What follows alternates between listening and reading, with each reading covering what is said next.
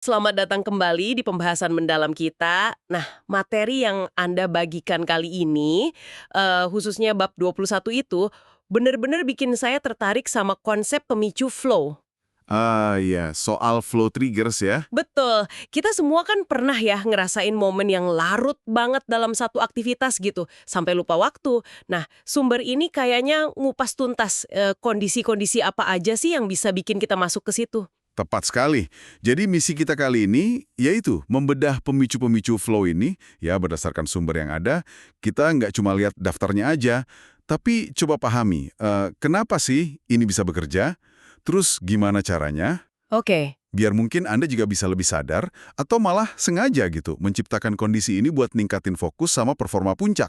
Menarik, dan prinsip utamanya kayak yang ditekankan di sumber Anda itu cukup jelas ya. Flow itu ngikutin fokus, gitu kan? Betul-betul, fokus adalah kuncinya. Jadi semua pemicu yang nanti kita bahas ini ya pada dasarnya cara aja buat ngarahin semua perhatian kita gitu ya ke tugas yang lagi dihadapi. Oke deh, mari kita coba bedah beberapa yang paling utama. Siap. Sumber Anda ini ngelompokinya jadi 3 kategori, lumayan rapi sih. Ada pemicu internal, itu dari dalam diri kita, terus eksternal dari lingkungan, sama satu lagi pemicu sosial. Nah ini pas kita interaksi sama orang lain. Oke, mulai dari internal dulu kali ya. Kayaknya ini yang paling dasar. Boleh, boleh. Internal ini memang fundamental. Nah, sumbernya kan ngaitin ini erat banget sama motivasi intrinsik. Dulu kita pernah singgung sekilas ya, kayak rasa ingin tahu yang gede atau gairah passion kita sama suatu bidang. Iya. Tujuan hidup yang jelas juga masuk ya. Masuk. Tujuan hidup, terus rasa otonomi, kayak kita bebas milih gitu. Sama dorongan buat terus jadi ahli, mastery itu. Semua ini kan bikin kita fokus secara alami gitu. Betul. Nggak perlu dipaksa ya fokusnya. Iya, kayaknya ngalir aja gitu. Nah, ada satu lagi nih pemicu internal yang kayaknya penting banget di sumber Anda. Keseimbangan antara tantangan sama keterampilan. Bener nggak? Oh iya, itu krusial banget. Aktivitasnya itu mesti gimana ya? Cukup menantang lah buat narik perhatian penuh kita. Tapi juga nggak terlalu susah sampai bikin kita, aduh, nyerah gitu. Frustrasi ya jadinya. Nah, itu dia. Sumbernya pakai metafora bagus tuh. Tantangan sekitar 4% di atas skill kita sekarang. Kayak main ski di jalur yang sedikit lebih susah dari biasanya. Oke, oke. Cukup bikin deg-degan tapi nggak sampai jatuh melulu gitu ya. Persis, itu sweet spot yang bikin kita terkunci fokusnya. Perhatian kita nggak kemana-mana. Dan buat mencapai flow, konsentrasi juga harus tanpa kompromi kan ya. Sumbernya nyaranin kita alokasiin waktu khusus. Berapa lama tuh? Idealnya 90 sampai 120 menit katanya. Benar-benar waktu di mana Anda nggak bisa diganggu sama sekali. Wah, lumayan lama ya. Harus niat banget berarti. Iya, makanya ada anekdot lucu soal pasang tanda jangan ganggu, lagi flow gitu. Intinya ya, minimalin semua gangguan. Notif HP, email, mungkin juga temen yang suka nanya. Itu wajib hukumnya. Sip, sip. Terus ada lagi soal tujuan yang jelas. Clear goals. Ini gimana maksudnya? Nah, ini juga penting. Kalau kita tahu persis target kita apa, langkah selanjutnya apa, otak kita nggak perlu buang-buang energi mikir, abis ini ngapain ya? Jadi lebih efisien ya mikirnya? Betul. Kejelasan ini ngebebasin energi mental buat fokus ke eksekusinya aja. Cara gampangnya ya, pecah aja proyek gede jadi tugas-tugas kecil yang jelas. Kalau nggak ada ini, pikiran gampang banget ngelantur. Oh, jadi biar tetap di jalur gitu ya? Iya, sumbernya bahkan nyebut istilah minimal feedback for flow atau MFF. Coba deh pikirin, info minimal apa sih yang Anda butuhin secara rutin buat tahu kalau Anda masih di arah yang benar? Menarik buat dipikirin tuh. Oke, itu tadi yang dari dalam diri kita ya. Tapi katanya faktor luar juga bisa memicu flow. Bisa banget. Pemicu eksternal ini kadang malah lebih kuat. Salah satunya yang menarik itu lingkungan dengan konsekuensi tinggi, high consequences. Oh, konsekuensi tinggi maksudnya ada resiko gitu? Resiko fisik atau... Apa? Bisa fisik, bisa finansial, bisa sosial juga.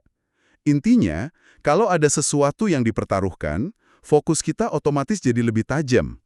Otak kita kan naluriahnya waspada kalau ada bahaya atau potensi rugi. Jadi justru adanya resiko bikin kita lebih fokus ya? Bisa jadi begitu. Sumbernya ngasih contoh, budaya kerja kayak di Facebook dulu. Move fast, break things. Itu kan kayak ngedorong orang berani ambil resiko yang terukur. Nah, kondisi kayak gitu bisa kondusif buat flow. Oke, oke. Selain resiko, apalagi pemicu eksternal?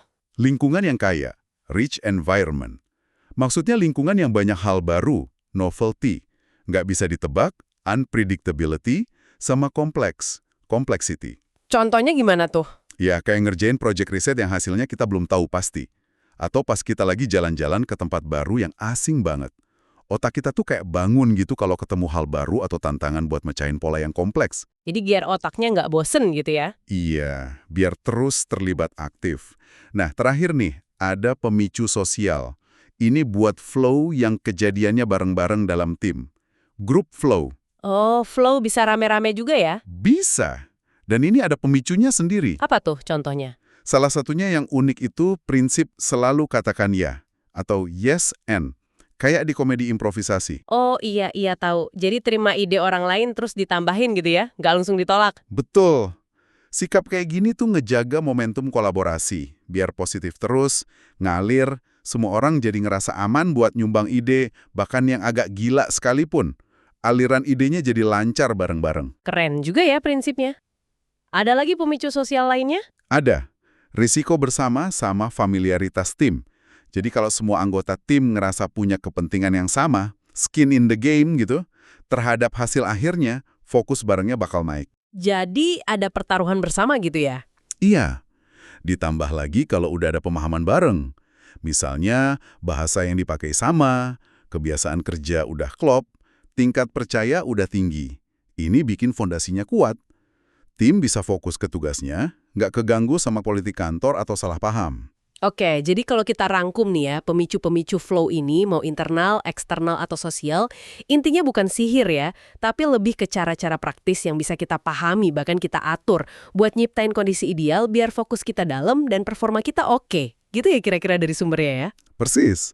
Dan dengan kita kenal pemicu-pemicu ini, ya Anda mungkin jadi lebih ngah gitu. Kapan sih sebenarnya Anda lagi ngalamin flow? Atau bahkan, bisa lebih jauh lagi. Anda bisa sengaja nata ulang aktivitas, lingkungan kerja, atau cara kolaborasi biar si flow ini lebih sering datang. Sumber Anda kan nyebut ada sekitar 22 pemicu ya, dan mungkin masih ada lagi nih. Ini jadi mikir nih. Mikir apa tuh? Mungkin ada pemicu lain yang lebih halus gitu, yang pernah Anda alami pas lagi flow, tapi kok kayaknya nggak disebutin eksplisit di sini ya? Atau gimana kalau kita sengaja gabungin beberapa pemicu?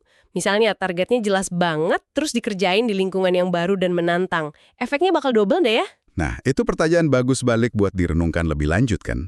Sesuatu yang menarik buat dieksplorasi sendiri oleh Anda semua.